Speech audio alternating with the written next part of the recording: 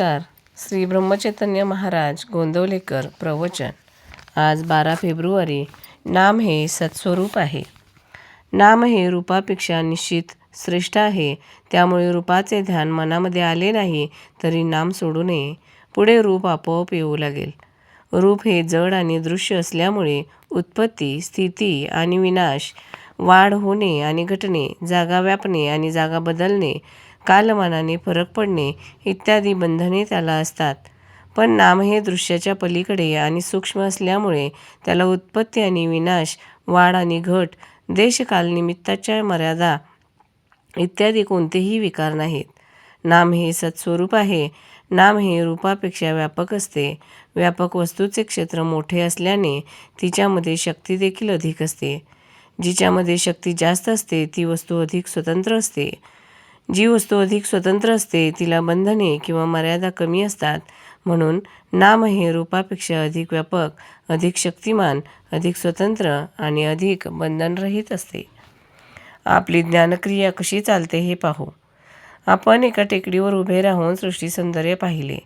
त्या पाहण्यात कोणकोणत्या क्रिया होतात पहा. प्रथम डोळ्यामधून प्रकाशकिरणे आत गेली. बाह्य पदार्थांचे मनुष्याला ज्ञान व्हायला इंद्रिये हे पहिले साधन आहे. इंद्रियामधून आत आलेले संस्कार एकत्र करून मन त्यांना वस्तुस्वरूप देते. वस्तुस्वरूप तयार झाल्यावर बुद्धी सारासार विचार करून त्या वस्तूचे यथार्थ ज्ञान आपल्याला करून देते. मनुष्याच्या बुद्धीचा व्यापार इथेच थांबत नाही. टेकडीवरून आजूबाजूला पाहत असताना झाडे, वेली, घरे, बागा, माणसे, पक्षी, पाण्याचे तलाव इत्यादी सर्व वस्तूंचे ज्ञान झाल्यावर पुन्हा त्याचे एकीकरण होऊन ही सृष्टीची शोभा आहे असे ज्ञान आपल्याला होते. म्हणजेच अनेकात एकत्व शोधणे हेच मानवी ज्ञानाचे लक्षण आहे. या जगामध्ये कितीतरी वैचित्र्य आढळते.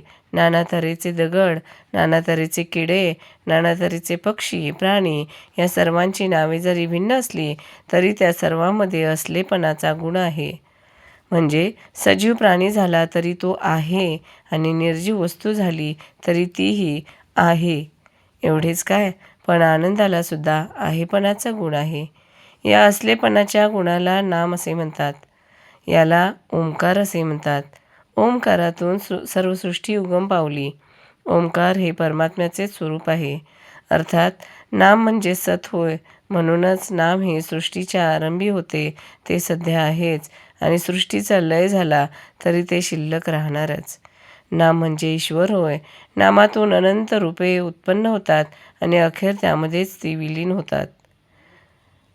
रूप हे नामाहून निराळे राहू शकत नाही. नाम हे रूपाला व्यापून पुन्हा शिल्लक उरते.